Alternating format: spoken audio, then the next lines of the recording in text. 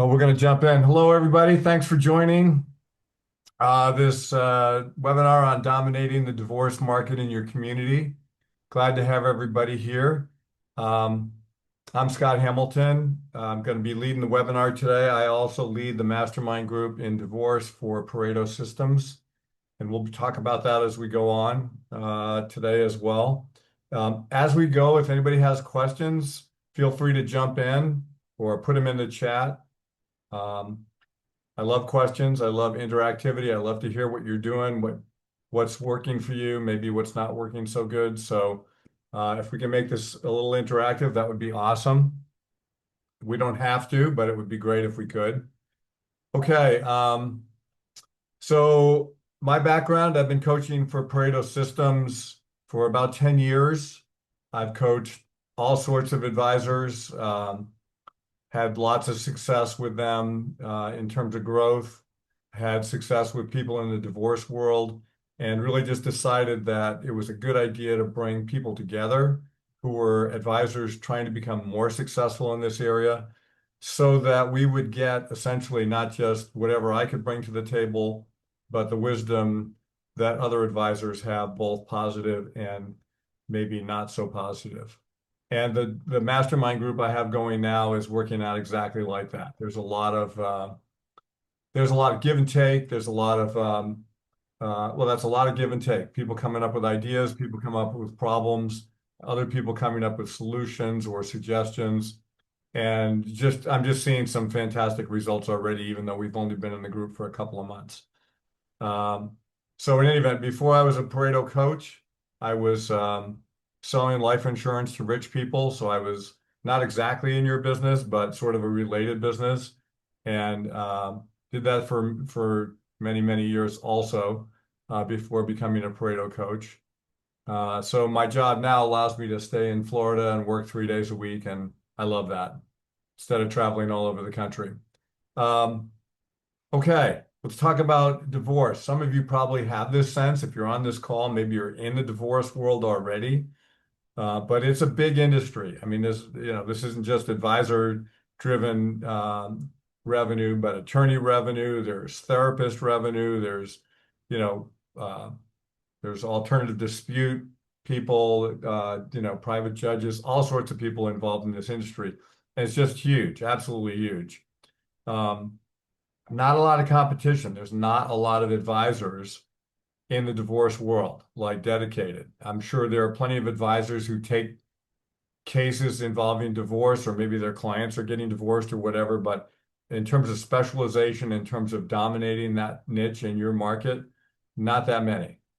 And plenty of room for more. That's my experience. Um, okay, what else is going on? Gray divorce. So because I wrote a white paper on this a couple of months ago. You can get on the website if you're interested in more. But gray divorce is huge. Lots of people getting to the point where they're 50, 60, 70 years old and looking at their partner and saying, hey, do I want to spend the last few years that I'm going to be on this earth? Do I want to spend it with this person? And sometimes the answer is no. So there's like a little boom going on here. And of course, a lot of those people have significant assets in their retirement plans or have saved a lot, or there's going to be some liquidity because of the divorce. So could be a lot of opportunity there. I think that's a giant area where I would specialize if I was going into this. Um, and the other thing is that, when you're a niche, we're going to talk about this, but when you're marketing a niche, everything should be easier. Everything. And we'll talk about why that is in just a minute. But to me, this opportunity of all the niches, um, I think this one is it's fantastic. So whether you come into our mastermind group or do anything like that, I mean, if you're in the divorce niche, I think you're in the right one. Okay. Oh, I'm going the wrong way. Okay. So here's the thing. Why is it so good? I mean, most advisors do sort of a generic marketing. They take all sorts of people. They may have some idea of who an ideal client is for them, but it's not as focused as a niche. And as a result, there's no real growth strategy. Like if you're in the divorce niche, I can tell you 3 or 4 growth strategies that can be implemented, right? And you probably know some yourself if you're in this already. But it's when you're in this niche, we're talking about, it's so easy to develop a growth strategy, right? Maybe your growth strategy is therapists. Maybe it's going on Facebook and being in, um, groups where women are talking about divorce and what some of the challenges are and so forth. You can identify who the key players are, who the strategic partners can be very easily. So again, to me, it's just an incredible opportunity because you can know exactly where you're going to go to get new clients. And if you're good, if you do a good job, there's a steady flow. I mean, divorce is not slowing down. Okay. A lot of people have generic marketing. This is another problem holding people back. They're sending out all sorts of things on Facebook or LinkedIn or whatever that are just generic and nobody's paying attention. And in a lot of cases, you're paying for that. And so, again, if you're in a specific niche like divorce, you know who you're marketing to, and you can be much more targeted about what you say, what you write about, who your target audience is. And so your dollars that you spend on marketing are just much more efficient. But again, if you're in the general, if you're in just the general, no niche, marketing is really hard and expensive.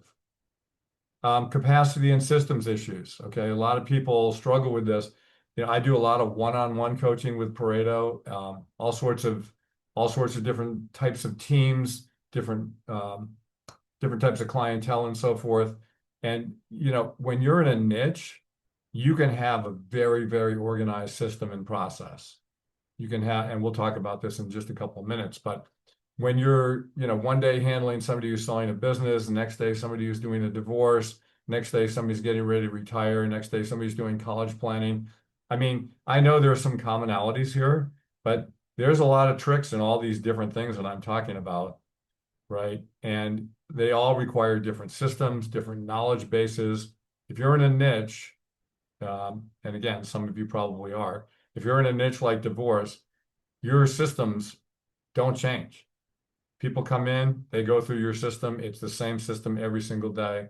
And if you're interested in growing and scaling, that's the way to go. That's the way to go. Okay, last thing that holds people back, particularly when they're thinking about specializing or becoming an expert, is just, hey, there's somebody in my town who knows more than me. There's somebody who's been doing this longer. I'm not as good as they are, whatever. Okay. I could just tell you right now, that's just head trash. Get rid of it. There is so much room in the divorce world for another advisor, a good advisor, someone who cares, someone who runs a really, really good, clean business. There's just so much room compared to some of the stuff that's out there. So forget about imposter syndrome. Okay. This is a client that I've worked with for a number of years now. When I first started with them, they said they wanted to be in divorce. They had some divorce clients, but they hadn't really gotten organized yet. And so it wasn't a real niche business. They had a generic brand. If you looked at their website, you would never know that they worked with divorcing women, ever. You would now. If you looked at it now, you'd be like, oh, I get immediately, as soon as you go to the homepage, you know exactly who they work with. They didn't really have a process that they could show to prospective clients. They didn't really have a process that they could show to strategic partners. And as a result, they just weren't, their flow was inconsistent. We spent probably 2 years in one-on-one coaching, turning that ship around. Okay. Now, I mean, I don't take any credit for that other than helping to know what to do. But this advisor did all the work that we talked about, that we asked them to do, and their results are just phenomenal. That advisor right now is getting 2 or 3 new divorce clients, ideal divorce clients every month. And that's their ideal client is at least $2 million. Someone who's going to come out of the divorce with at least $2 million. Okay. I have another woman I work with in this area. Her ideal client is someone who's coming out of the divorce with at least $10 million. Okay. And you can set your number wherever you want to, right? I mean, it's whatever you feel like is good for you. But my point is that they're getting repeatable results month after month. So their client flow is no longer inconsistent, right? Because the people who are referring the business, are getting new business themselves, and they need the financial advisor and their processes and systems, and they want that. So again, flow can really, really be nice and consistent. Okay. Some things to think about. Like, these are things we work on in the mastermind group, things we work on in one-on-one coaching, but there are things you can work on yourself. Okay. The first thing is to define your ideal client. And I was just kind of um, relating to that just a second ago. Okay. Like, who is the ideal client? To me, first of all, if I'm a financial advisor, I'd want to choose working with divorcing women.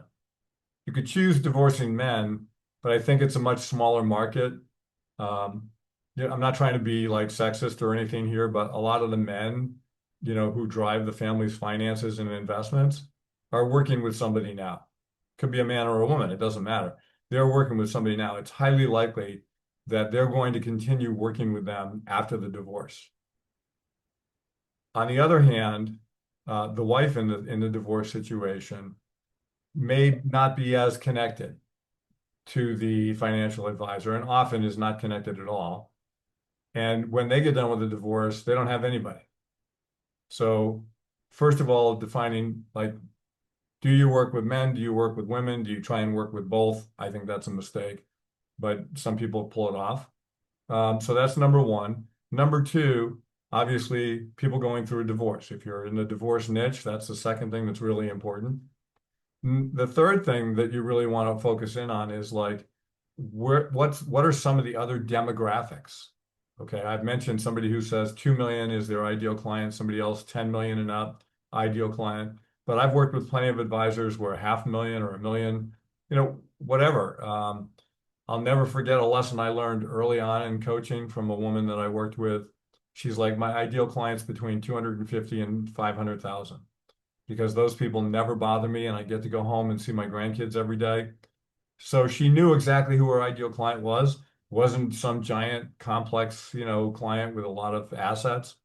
It served her life. So do the same. Like when you're thinking about your ideal client, think about like, who do I want to work with? Do I want a bunch of, not a bunch, but do I want several $10 million clients with a lot of complexity? Or do I want smaller clients that are not, that don't have, that are more simple to deal with? There's no right or wrong, but make sure you know because you want that message to be in the community. This is who I work with. This is who I set my business up to work with. For anybody who needs like, you can think about how this works in a million different situations in business. Think about business owners that you know who are maybe clients or who are really super successful. Think about whether or not they have an ideal client profile. I'll bet they do. Think about everyday things like hotels, right? Hotels have ideal clients. The Red Roof Inn has an ideal client. It's not the same ideal client as the Ritz-Carlton. They both have ideal clients. Their marketing is driven to their particular ideal clients. Their service levels are set for their ideal clients, right? So there's a reason for this. And so if you haven't done this already, definitely do this. Get your demographic down. A good resource, if you don't have it, is a book called The Advisor Playbook. It's written by the founder of Pareto, but you can pick it up for $20 or $25. It is loaded with advice on things like this. So if you don't want to do coaching, you don't want to be in a mastermind, and but you do want to strive to get better, that would be a great book. If you don't have it, that would be a great book to get, and not just get, but read and execute. Okay, organizing systems. I think, all right, we talked about ideal client. Organizing systems. Okay, this is important too. And again, there's a lot of this material is in the advisor playbook that I just mentioned. I don't get a commission on those, but I can just tell you it's a great book. Lots of advisors I've worked with have started out using that book and then grown into some kind of a coaching engagement with Pareto, if it makes sense. But things that you want to process for sure, business development process. Okay, what does that mean? That means that every week or every 2 weeks or every day, whatever, you're doing something to develop business. Okay. It could be something simple. It could just be like going on LinkedIn and liking and commenting on posts that your divorce lawyers in your community are doing. It could be a more intense campaign where you're doing LinkedIn connections and then you're making calls to those people, setting up coffees, talking about your process. But the idea here is to make sure that it is a process. So like for one of the people I work with, Fridays is business development day. They are either having coffee with a lawyer in the divorce space or lunch, or they're on the phone or on the email trying to get a lunch or a coffee every Friday. And then Friday afternoon, they play golf. They happen to be down here in Florida. They play golf so they can do that year round. But you can still adapt that strategy. And they're inviting strategic partners to play golf with them. So in the morning, coffee, lunch, then golf. Okay. Every Friday. So the discipline, the process, right? You can do exactly the same thing in your community. Onboarding. You want a very, very efficient onboarding process. Documented, so everybody in the office knows exactly what needs to be done. This is what scaling, I mean, if you just do the first piece, business development, you're going to get more clients. But if you don't have a really, really well-engineered onboarding process, it's going to screw up your business. I have several people I work with, they're trying to hire people and they can't hire anybody right now for whatever reason. But they can't grow and they know it. They're like so frustrated. They know they can grow, but they don't want to grow because they're just afraid they won't be able to continue to deliver good service. So having a really good onboarding process that's predictable, you do the same thing every single time, is fantastic for your staff. And it's fantastic for you as the advisor, because once you do this, you can teach it, which means you don't have to do it, which means you can spend more time if you want to on the business development side, generating more flow coming in the front end. Same thing for ongoing service and advocacy, okay? What we want to do is we want to have a service matrix and a service level that makes people want to refer us. And this also wants to be consistent, repeatable. So for me, I want to say these are the services we offer our clients in the divorce niche. We know what those services are. We know who in our office delivers those services. That's written down. We have standard operating procedures on each single process. So that can be very hard to do when you're not in a niche. But when you're in a niche, it's easy. Okay. So again, I'm probably preaching to the choir. Some of you are already in this niche. You don't need to hear me say that over and over again. But for those who are not, being in a niche is fantastic from a business operational standpoint. It really frees up the owner, which is typically the advisor, to either spend more time with their family, more time traveling the world, more time doing hobbies, whatever, or generating more business, like whatever it is that you want to do. So getting organized is the key. There's several other things that you want to be looking at that are on here. Create a client fit process, making sure that you're taking people in who are not going to mess up your business. Okay. Obviously, we all want to help people. We all want to make money, but there are people out there who can screw up our business because they're just not a good fit. So having a great fit process, knowing who you take in, who you don't take in, really important. Marketing with clarity. Okay. Again, once you have a niche, there's a woman on the call here, JT. She does all the marketing for our company. And I don't want to say it's easy because I'm not always that easy to deal with. She'll probably tell you I'm very demanding, but she's fantastic. And knowing exactly where we're marketing because we're clear about who we're marketing to makes the job easier. All right, last thing, building strategic partners. This comes down to what we were talking about on business development, right? This is a fantastic area for strategic partners. And again, because there's not a lot of advisors who are focused on this niche, the strategic partnership availability is wide open. But these are all the things that I'd be working on as I work on my niche. And they're all the things that we work on as part of our mastermind group. Okay, I'm going the wrong way.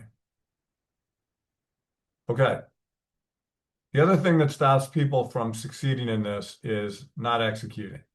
Okay. A lot of people have the information that I just said, but they don't have time to execute. They're like, oh, yeah, that would be great, Hamilton, if we could do all those things, but I just don't have time. Well, the truth is, you probably do have time, right? But you got to get a little bit organized first. So, part of what we do in the mastermind group is make sure people are getting organized, a constant improvement on organization, and are held accountable. Okay. I don't want people to join a mastermind group who aren't going to do what they say they're going to do because I don't. Um, when I was an attorney before I sold life insurance to rich people. And what I learned early on is the lawyers who are really successful don't take losing cases. They only take winners. Okay. So, same thing here. If you want to join a mastermind group, I'd be so excited to have you join. But I want you to know that there's a big piece of accountability here. Every month, I'm going to ask you to do something that's going to move your business forward in a dramatic way. And I want you to come back the next time and say, I did it. Like, I don't want this to be a place where excuses reign. Okay, I want everybody to come back having done their project, whatever it is, because I want to see everybody really succeed. Okay, peer community. There's probably people in your community that you can talk to about this who are in the divorce niche. Whether you're comfortable because of competition doing that, I don't know. But our folks are from all over the country. And so you don't have to worry about somebody being like 3 doors down from you and competing with them. You're getting ideas from people in all different communities. And some of these ideas have been fantastic. I'm going to just tell you one story about the mastermind group we have going now in divorce, which, by the way, you can join. It's only a couple months old. Um, one of the guys in this group went to law school, was a lawyer for a little while before he became a financial advisor. And one of the women advisors in this group heard that and said, why don't you go to the bar association and join the family law section and hang out with the attorneys there? So he did that and started developing relationships there. And then she came back at another meeting and said, can you become the president or the leader, whatever they call it, of the family law section? And he said, I don't know. So he went and talked to the current head of the family law section, and she said, yeah, of course you can. Would you like that? I don't think it's a job like a lot of people want. But obviously he wants it. And he loves the idea because it's going to put him in a very prominent position. So this is an idea that came out of two ideas that came out of this mastermind group.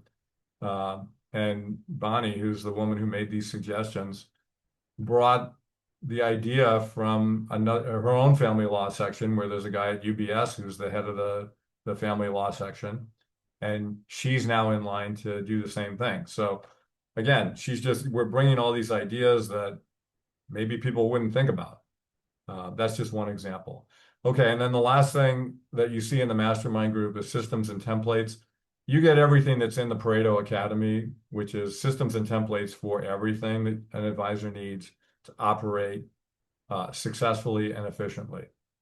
And we've tailored a lot of those things for the divorce business. So yeah, so there's a lot of advantage, to there for people for people who are joining. The mastermind group, which I keep talking about, I love mastermind groups. I love them because there's nothing like watching a bunch of smart people in the room help each other succeed. I just can't. It's so cool for me as a coach. I love one-on-one coaching. It generates the most revenue for me. Um, but the mastermind concept of people just together thinking through problems is another level. I love it. So anybody who joins regular meetings, we do every 4 weeks, we do a meeting for about 90 minutes. We talk about the challenges, we talk about opportunities. Mostly we talk about what am I going to do over the next 4 weeks that's going to help me dominate my niche in my community. That's the main, we do these other things and ideas and marketing and process ideas and all this stuff, fantastic. But what I really see happening is the people who do the work are making the big progress. So that accountability is important. We do have a private community where people can ask questions off you know, when we're not in the meetings. Nobody's really using that, to be honest, at the moment, but I'm trying to get people to use it more. As I said, if you join the mastermind, you get full access to the Pareto systems, um, which I think they charge exactly the same as what we're charging for the mastermind group. So it's a pretty good deal. Okay. If you want to join a mastermind group, these are the things that would tell me you would want. You have an interest in divorce. Okay. Maybe you have a CDFA, maybe you don't. I know some places you can have it, some places you can't, but you're just interested in working in this niche. You want to see improved client flow. Okay. If you do the work, you're going to see improved client flow. I mean, I've done this multiple times. I can't think of anybody who's done the work that hasn't seen significant improved client flow. You'll have more efficient use of your marketing money, won't be wasting it. And if you're ready to scale, to me, people who want to scale, those are the people I really love to work with. People who say, hey, I want to double in 3 years. Those are people I love. Okay. It doesn't have to be you. You could be like, well, I just want a good, steady, 15% increase in production or revenue every year. I'm fine with that. But if you came in and said, I want to double in 3 years, I'd be like, yes, let's get to work. Okay. So mastermind could be good for you if you are thinking about any of those things. We charge $500 a month. Just by point of comparison, my typical one-on-one coaching is $2,000, and I go up to like $3,000 a month for one-on-one coaching. So this is a really good way to get in, um, at a good price.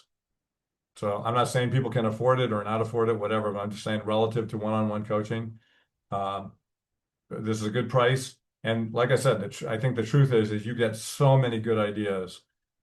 It's actually kind of in some ways better than one-on-one coaching. Don't tell anybody I said that. Okay. Um, some endorsements. Always need some endorsements, right? In the world of Google reviews. These are some people I work with. Sally, obviously, we talked about her. Kyle's another advisor. I've been working with that team probably for 6 years, 7 years now. But the key thing to their growth, 250 million to 840 in less than 4.5 years. So at the beginning, it took a little while to get organized, but they've just done fantastic in terms of growth. And they're at a point now, like if they could hire more people, they could grow way faster. So we're working on that. And Seth, is also a longtime client, and we've had really good success with him and his business growth. Next steps, if you're interested, we have this QR code. What you want to do is schedule a time to talk to me. These are 30-minute time slots. All we're going to do is talk about you and your goals and whether or not you have an interest in being in joining a mastermind group. And if you don't, that's fine. If you do, cool, we'll work on that. Okay, I'm going to stop and just say, are there any questions? I have some questions up here, which I'll probably address if nobody has questions, but I'm just going to stop. You can unmute yourself and just ask me anything you want.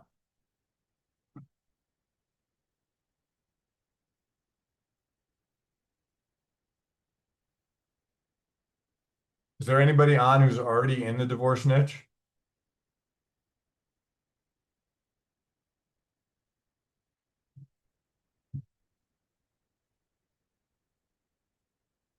Okay, well, time commitment. Hey, what I tell people, it's your business. The more time you put into this, the quicker you're going to succeed in it. So, especially, at the beginning, getting your systems and processes, which shouldn't take that long, and then dedicating time to business development in all sorts of different ways. One of the women I work with in this area, her best referral source is her hairdresser. I love it. But it was like a couple of months of not telling the hairdresser what she does, and I'm like, why aren't you telling her? As a side note, my daughter was a hairdresser, and she used to tell me, people will tell their hairdresser anything. So okay, so all sorts of places to market. Time commitment. Listen, if you don't spend 2 or 3 hours working on your business every week, it's okay with me, but you're just going to see a rocket improvement if you can spend 2 or 3 hours a week. And part of what we do is help you build capacity with systems and processes. So you will have the 2 to 3 hours a week to work on your business. Let's see. I already talked about one-on-one coaching. Yes, we offer that if you're interested. Can you do it yourself? Yeah, you can do it yourself for sure. Um, I've obviously seen people, I know people that I'm associated with who have done this on their own. I've learned from them. One of the things I would definitely do, though, if you're going to do this on your own, is get that book I talked about. Okay, the Advisor Playbook. Okay, how quickly will I attract clients? I've had people get new clients like, the week after they join the mastermind group because I just tell them, look, you have to tell everybody, anybody that you know, anybody that you talk to, what you do, right? And the sooner you start doing that, the sooner you're going to start bringing in business. I've seen other people who it's taken longer, but I mean, it's how dedicated are you to getting your message into the community? If you're really dedicated, you're going to get clients right away because there's a need. There's a need for this. Why group setting one-on-one versus one-on-one? Okay, again, it's mostly accountability and peer sharing, right? Those are the two biggest reasons group setting is really cool. Um, will I lose other referrals by specializing? You might. You might. Like one of the guys I work with, specializing in divorcing women, got a call from one of his clients that I'm selling my business. He called me up and said, this could be a good deal for me. This guy might get $7 or $8 million for his business after tax, and I would like to take him. I'm like, go ahead, but just think about what's going to happen. Like, this isn't a divorce case. This is a business sale case. It's got all sorts of different types of complexities. It's got income tax, capital gains issues.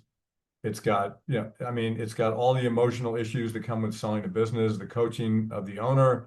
I mean, there's all sorts of things that are different from what you do every day. So I'm not saying don't take it, but just think about whether or not it fits your big plan, right? If you really want to scale, stick to the plan. Give that business to somebody else. Maybe you can get a referral fee, or you can be, depending on how all your things line up in terms of broker dealers or RIAs or whatever you're doing. Uh, again, take whatever you want, but just remember, if they're not your ideal client, they're outside of your process, it's going to hurt your scaling ability. Another question that we don't have on here that we probably should put on here, Jamie, is can I have more than one niche? And the answer is I've seen people do it, and some people can do it and do it really well. Most people don't. Because again, just think about how much time you have, how much capacity you have now. And I'm talking to you about building a niche and the things that you need to do to really rock it and be successful. Do you have time to do two of those? If I don't have time to do two of them, then I want to just pick one and I want to go after it. And if it's not divorce, fine. I mean, all the things I've talked about can work in any niche. Right? If you want to work with business owners, if you want to work with people selling their businesses, if you want to work with people going through retirement at big corporations with all sorts of weird benefits, that's okay with me, right? I mean, you can make money at all of those, right? But you can see that if it's a niche, everything gets easier. Everything gets easier. All your whole marketing strategy, business development, processes, systems, everything gets easier because you were doing the same thing over and over again. Some people are going to say that's boring, okay? And I'm going to say, like we're in business to help people for sure, but we're also in business to make money. And, if you want to make more money, you got to run a better business. And this is a fantastic way to do it. Okay, I'm going to put this scan code up here. I'm going to hang on for another minute or 90 seconds.